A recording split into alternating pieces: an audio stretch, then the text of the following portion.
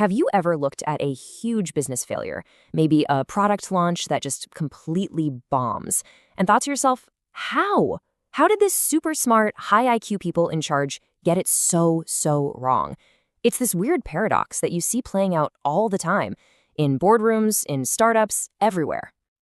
Yeah, so why is it that the smartest person in the room can sometimes lead their company right off a cliff? Why do these innovative companies, just packed with experts, make these catastrophic choices?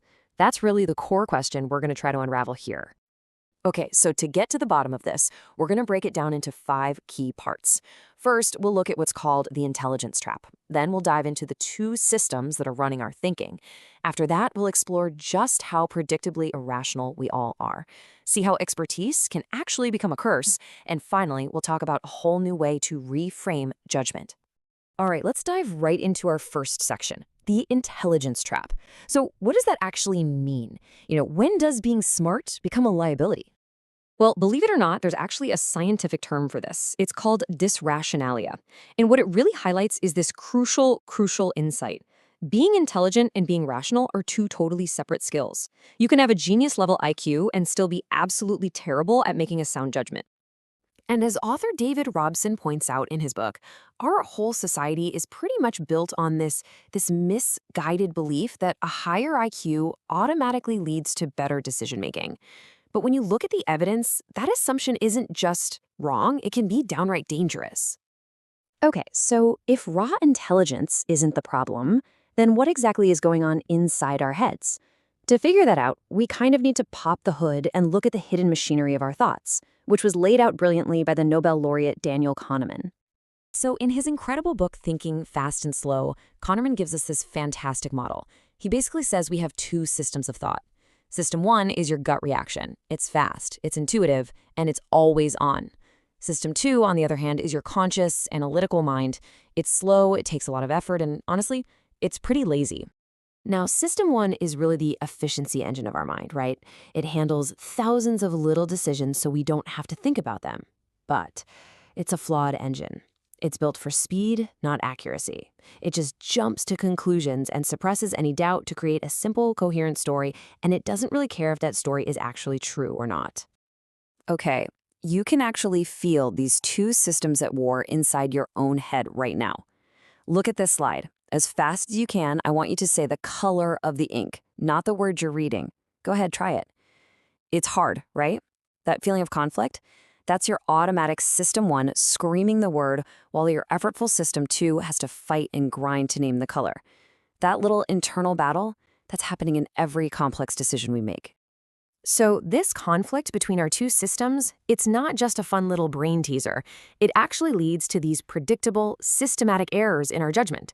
We call them cognitive biases, and they are basically consistent patterns of irrationality that are hardwired right into our thinking. Let's take a classic example, the anchoring effect.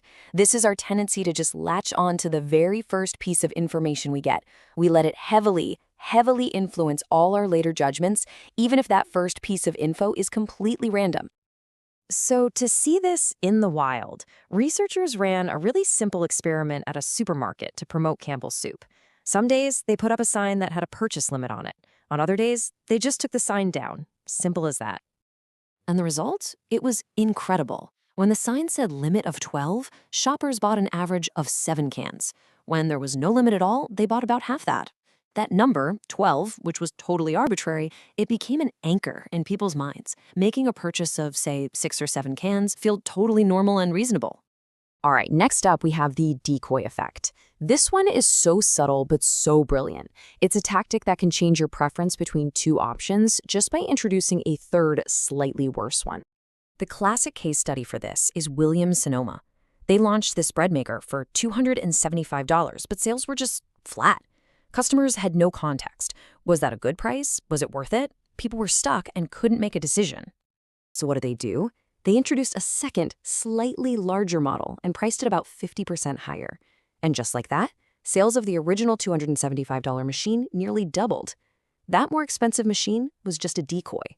Its only purpose was to make the original machine look like a fantastic bargain by comparison. It gave our lazy System 2 an easy, obvious choice. Okay, so our minds are wired with all these shortcuts. But surely the smartest people, the real experts, they can see past all this stuff, right? Well, this is where it gets really counterintuitive, because sometimes expertise doesn't help at all. It actually becomes a blindfold. And Kahneman just frames this problem so perfectly with this quote. He reminds us that confidence is a feeling. It's generated by our fast storytelling system 1. All it really reflects is how coherent a narrative sounds in our head, not whether that narrative actually matches reality. This leads to what's called the illusion of validity. Because experts have so much knowledge, they get especially good at building these really coherent, compelling stories. They start to confuse the complexity of their plan with a good strategy, and that leads to this extreme overconfidence. This is exactly how a brilliant CEO can push a totally flawed product, because they're convinced their intricate, complex plan has to be right. And the data absolutely proves this out. I mean, look at this chart. Extensive research shows that when you actually track the long-range predictions of expert pundits or stock pickers, their accuracy is often no better than random chance. We're talking about a coin flip. Their deep knowledge gives them a ton of confidence, but it doesn't actually give them foresight. And the real-world consequences of this can be just devastating. Take the case of Brandon Mayfield. After the 2004 Madrid train bombings, FBI fingerprint experts, some of the best in the world, matched a print from the scene to him.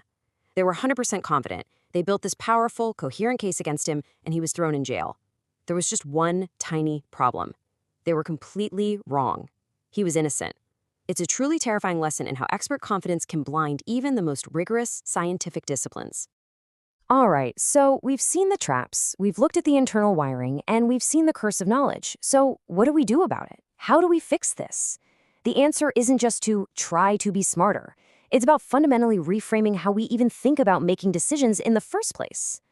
Okay, this is the crucial takeaway. These cognitive biases aren't bugs in our mental software, they are features of our highly efficient System 1. You can't just eliminate them with willpower. So the only real solution is to shift your focus from trying to find a brilliant decision maker to designing a brilliant decision-making process. And this leads to a really profound shift in how we evaluate success and failure. Kahneman suggests that we make far, far better choices when we know we're going to be judged on the quality and the rigor of our process, not just on the final outcome, which, let's be honest, is often influenced by a huge amount of pure luck. And that leaves us with a final and, I think, pretty provocative question to consider in our own work, in our own lives. What's the ultimate goal here? Is it to satisfy our ego's need to be the smart one, to be right? Or is it to embrace a little intellectual humility and build a process that gives us the best possible chance to get it right? The answer to that question could be the difference between a total failure and a real breakthrough.